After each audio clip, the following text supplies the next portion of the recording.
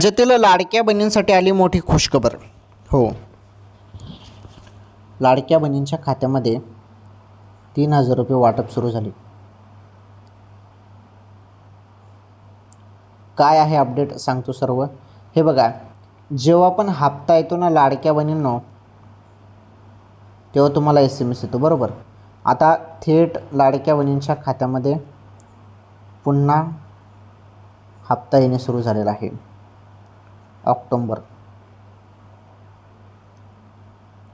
ऑक्टोबरचे 1,500 रुपये.